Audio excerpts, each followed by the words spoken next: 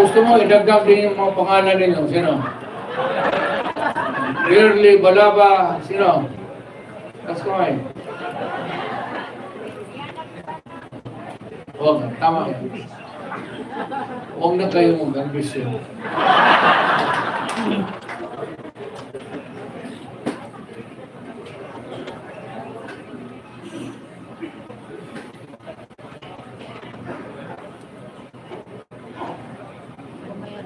For the rare occasions that I visit Western Visayas, may nakita ako tao na talagang merong go lawyer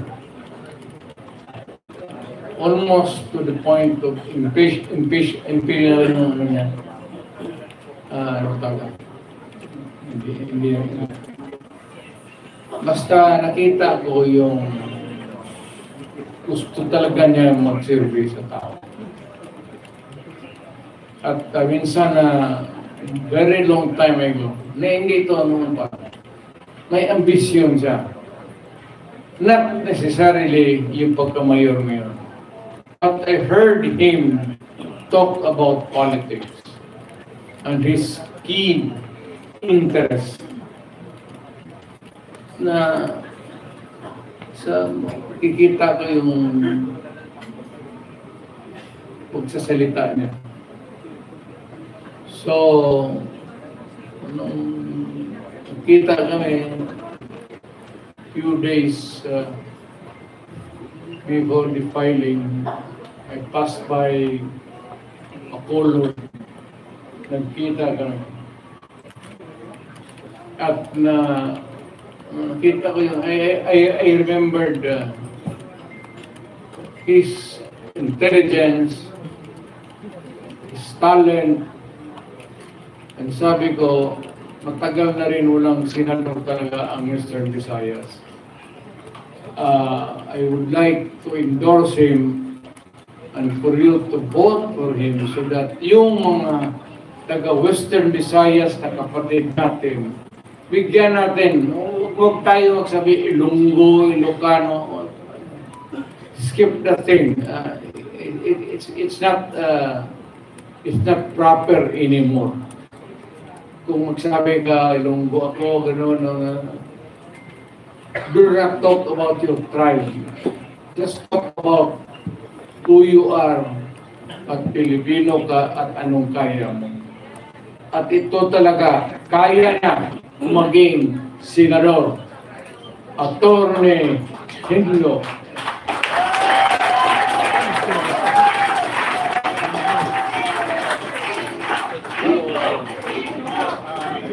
Diliting Ilonggo na yan.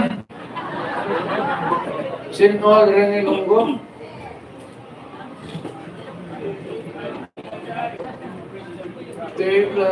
Padakon mo na si para may hindi naman sa pangan. It's not because I'd like to gusto ko rin talaga na may representation ng Western Visayas.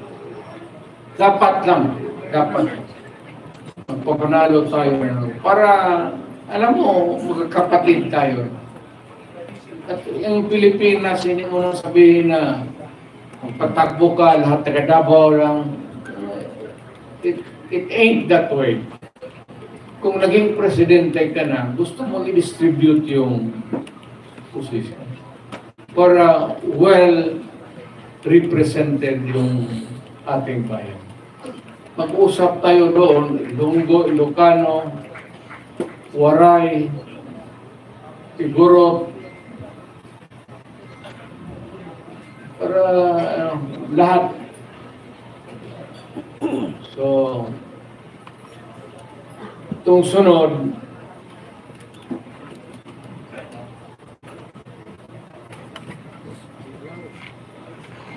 hindi ko na siguro ipakilala ko to kasi nakakamot ako eh. Kumakatituro ng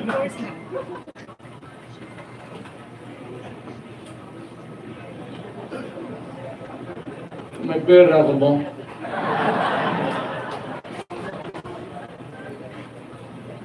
May magkain.